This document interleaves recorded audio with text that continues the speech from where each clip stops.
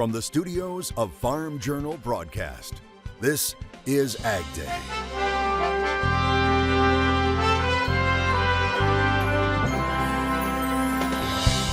Building smarter bins that save lives. In my opinion, there's this direct relationship between grain quality and the increased probability of someone becoming entrapped in the grain. We continue our series, Old Hat, New Hat. Farming for the next generation. What younger farmers need to know about planning for the future. The supply-demand report turns attention to wheat. The real question is that just the beginning of it? The impact problems overseas could have on the wheat crop here at home. Right now on AgDay. AgDay, presented by Pioneer. What's next happens when the testing grounds meet the proving grounds. Pioneer. What's next happens here. Good morning, I'm Clinton Griffiths. USDA didn't change the U.S. corn and soybean balance sheets much in the latest supply-demand report. The focus on yesterday's report was mainly on wheat. Forecasters raising the production forecast for hard red winter wheat production, which offset cuts in soft red winter and white winter. The all wheat production forecast is for 1.87 billion bushels. That's up 17 million from last month. The all wheat yield up to 49.4 bushels per acre. Checking ending stocks, corn unchanged from last month at 2 billion bushels for old crop, 2.1 billion still for new. Soybeans, 350 million bushels for old crop, up 10 million. Wheat came in unchanged for old crop at 688 million bushels and down 8 million bushels for new crop, but still higher than last year. AgDay's Michelle Rook joins me. And Michelle, wheat made some big gains on Tuesday, but it dropped back down on Wednesday. Really, wheat was the only commodity that saw any changes in the June WASDE, and that came on the global wheat supply and demand tables with cuts to black seed production. But corn and soybean numbers were nearly unchanged for both U.S. and South America, so the fireworks will likely come with the June acreage report.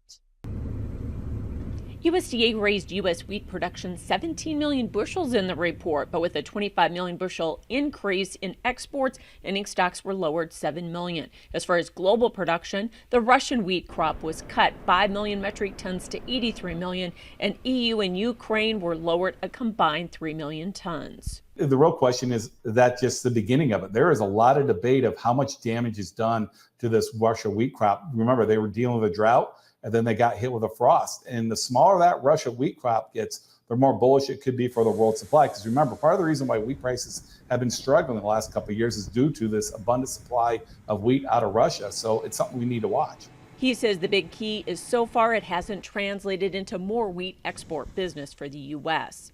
Meanwhile, USDA kicked the can down the road on U.S. corn and soybean ending stocks. They left corn unchanged. They did make a slight adjustment to old crop beans, lowering the crush by 10 million, which kind of in line, and then they carried that forward into the new crop. And Argentina corn and bean production was unchanged, with just a 1 million metric ton drop in the Brazilian soybean crop. I think they're going to get closer, but the reality is, Michelle, I think it's going to be one of those things that we're going to agree to disagree. I think there will always be a gap between the two. It's kind of the world we're in right now, but I think they will narrow up, but that's also going to keep the market guessing as to what is the total supply in the world. So now McCormick says the focus for the grain markets becomes weather, the dollar, and the upcoming June acreage report. I'm Michelle Rook reporting for AgDay. All right, thanks, Michelle. Another developing story we're following: the Federal Reserve once again deciding to leave interest rates unchanged. That announcement coming at the end of a two-day meeting. Forecasters not surprised by the decision, which means the Fed's benchmark interest rate will remain in the range of 5.25% to 5.5%. It's been at that amount for almost a year. However, a new consumer price index was also released, and it showed inflation eased in May for a second straight month. And if that trend holds, there's hope that will encourage the Fed to cut the benchmark interest rate from its 23-year peak. Now, Tommy Grisafi of Advanced Trading says interest rates are top of mind right now. Interest rates are on everyone's mind. Even though you see the price of the raw commodity like corn coming down, Clinton, that's not happening when you go to the grocery store. As you know, things are still expensive, and it's a tax on all working people. Consumer prices, excluding food and energy costs, rose 0.2% from April to May. That was the smallest such increase since October. But groceries, rent, and health care are still much higher than they were 3 years ago. The Senate GOP introducing its version of a farm bill framework. The proposed $1.51 trillion bill calls for a 15% average increase in crop reference prices. Republican Senator John Boozman of Arkansas saying the plan also includes increasing the cap on the reference price escalator. The current cap increases at 15%, but this proposal would increase that to 20%. Republican committee staff say the reference price increases and other risk management improvements included in the framework should reduce the need for ad hoc action such as trade and pandemic aid. Democratic Senate Ag Chairwoman Debbie Stabenow saying in a statement, Boozman's framework, quote, follows the same flawed approach as the House Farm Bill that she says proposes spending far in excess of available funding. No major movement on the House version of the bill is expected until September. The Florida Gulf Coast continues to get hit with heavy rain. In fact, Sarasota receiving a record-breaking 8 inches of rain in just 3 hours Tuesday evening, bringing with it flash flooding. 3.93 inches of rain fell at the Sarasota-Bradenton Airport in 1 hour, which is also a record. Meanwhile, a front is triggering showers and severe thunderstorms as it pushes through the Midwest. Meteorologist Matt Engelbrecht has a look ahead for us. Yeah, we got a weak cold front trying to work in and across the Midwest. That's going to be kind of the focus for some strong, possibly severe thunderstorms back into Illinois, but also up into Wisconsin and Minnesota as that front pushes down to the south. That's where it could get some stronger, possibly some hail and strong wind gusts in and across the Midwest. By 10 p.m., things start to wash out, but still some isolated thunderstorms back up into Missouri and Iowa. As we go into Friday and Saturday, ridge of high pressure starts to build in and across the United States. That's the ridge that we've been talking about all week long. So for next week, anticipate that ridge being around. Now, if you're on the fringe, which is going to be kind of in this in-between zone between the trough up here to the north in Canada and the center of this high back into Texas, in between there, we may get some diving thunderstorms, but really it's going to be more about the heat that is going to settle in and across the area this weekend and for next week. And go and take a look at your screen here. The corn is starting to come up in Missouri. Sharing this picture saying that patience is a virtue. That it is. I'll have more in your forecast coming up. The World Health Organization is confirming another human case of avian flu, the latest case detected in a 4-year-old child in West Bengal. The patient has recovered after 3 months of treatment. The organization says this marks the second human infection of H9N2 in India. They say the patient had exposure to poultry at home. Meanwhile, Wisconsin says all lactating dairy cattle heading for the show ring will have to provide proof of a negative test for the virus before getting onto the trailer. The order takes effect next Wednesday. Right now, 12 states are reporting a total of 93 cases of H5N1 in U.S. dairy cattle.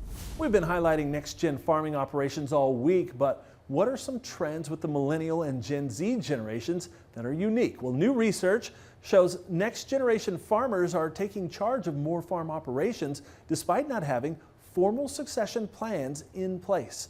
Farm Journal surveyed next-gen farmers and found 80% of younger farmers identify as the owner-operator, even though a legal transition of ownership hasn't occurred. In fact, 58% of younger farmers surveyed say they don't have a formal succession plan in place. Farm CPA Paul Neefer says retirement is playing a role in the younger generations coming back to the farm. But us baby boomers, we're more willing to retire than the generation before us. Well, we want to have our free time. Now, we want to drive the tractor, drive the combine, but we want to retire. So I definitely see a lot more that, especially the millennials, even some of the older Gen Zs, they are taking over a lot of the decisions. And mom and dad are fine with that. Matter of fact, mom and dad want to go to Florida, or they want to go on a cruise, and they want to be comfortable that the kids back home are doing it right. And remember, the job of a good manager is to train your staff so when you're gone, they actually do a better job than when you were there. So that's the job of a good manager, is to make you obsolete. Neefer telling AgDay the other major trend he sees with the younger generation is the concept of working smarter, not harder, looking for ways to make their farms even more efficient than the generation before them. Well, grain markets weren't thrilled about the latest supply-demand numbers. We'll break it all down coming up next. And later, a safety expert says there's one major reason for grain bin entrapments, and it often has very little to do with the bin. Details in the country.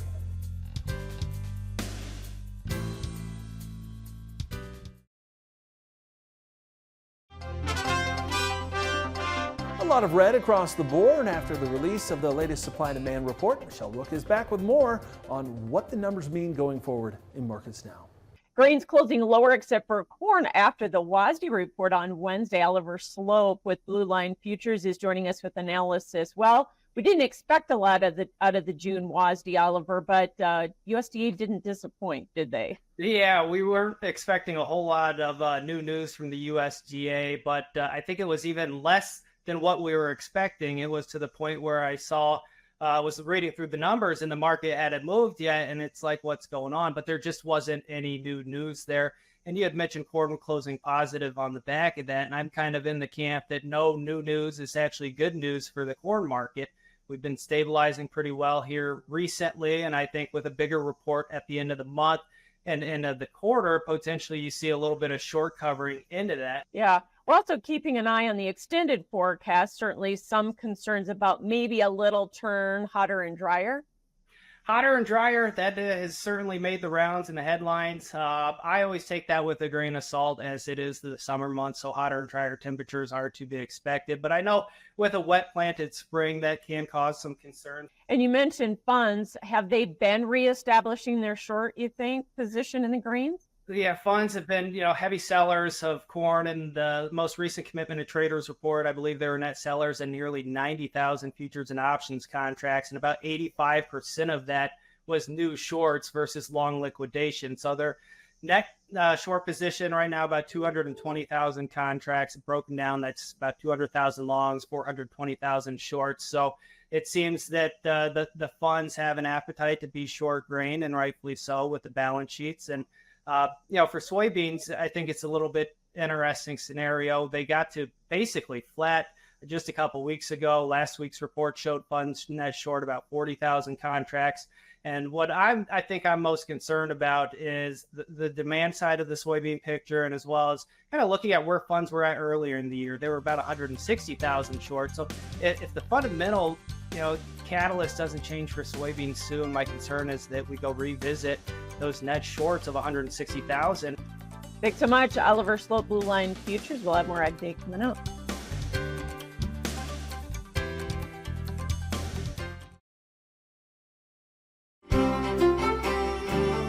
As I mentioned earlier, the possibility is there for a few stronger thunderstorms. Severe thunderstorms make their way in and across parts of the Midwest. Where you see the red, you're looking at the possibility for several severe storms. That includes Illinois, Iowa, into northern Missouri, with the chance of a few stronger storms extending all the way into Michigan and back down here into the panhandle of Texas. Now, coming up on Friday, everything kind of shifts back to that boundary, that cold front, but also that low up here, the trough up here into Canada, and the ridge of high pressure down here to the south. In between those two systems, it may see a few stronger storms up here in those locations. And we'll take a look at that coming up in just a little bit with the jet stream. Temperature outlook between June 17th and the 21st. A very high confidence in some very high heat in and across the Midwest and also the Northeast during this time period. You take into account the humidity, and you're looking at some elevated heat index values in and across parts of the Midwest and the Northeast, but also the Southeast into next week. Quick check of what's going on with that drought monitor. So areas that we are going to be watching, obviously where you're in the extreme or the exceptional, that does include parts of Oklahoma and the panhandle of Texas. May get some relief coming in the form of showers and thunderstorms on Friday. The precipitation forecast give you a better idea on where to expect some of the rain. There's that cold front, that first cold front coming through.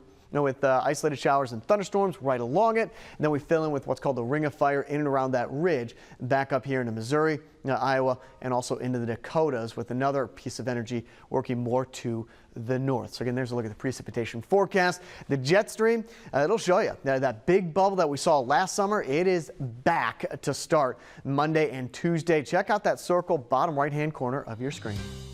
Great Falls, Montana, mostly sunny, high around 81 degrees, low of about 50 degrees. Bowling Green, Kentucky, sunny, high around 90, low of 64. Cedar Park, Texas, out there near Austin, partly cloudy, 93 degrees.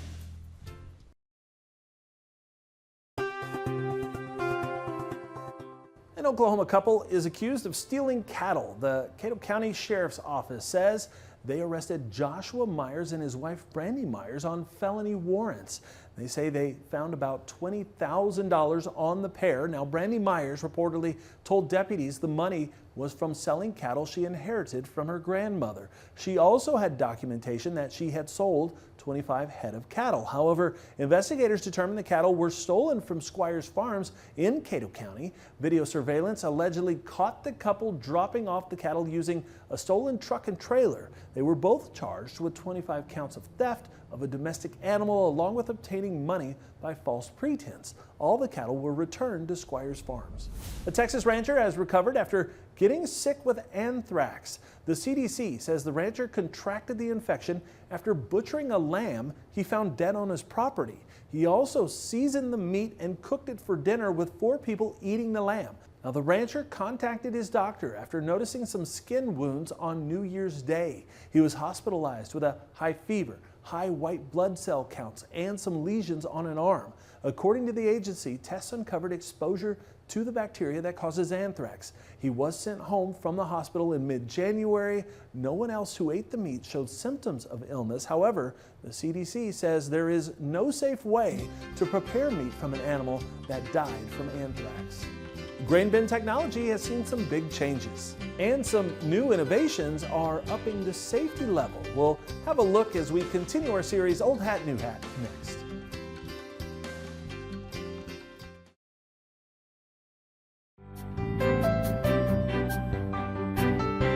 Old Hat, New Hat is brought to you exclusively by AGI. Grain handling, grain storage, grain leadership. AGI brings it all to your farm. Learn more today at aggrowth.com.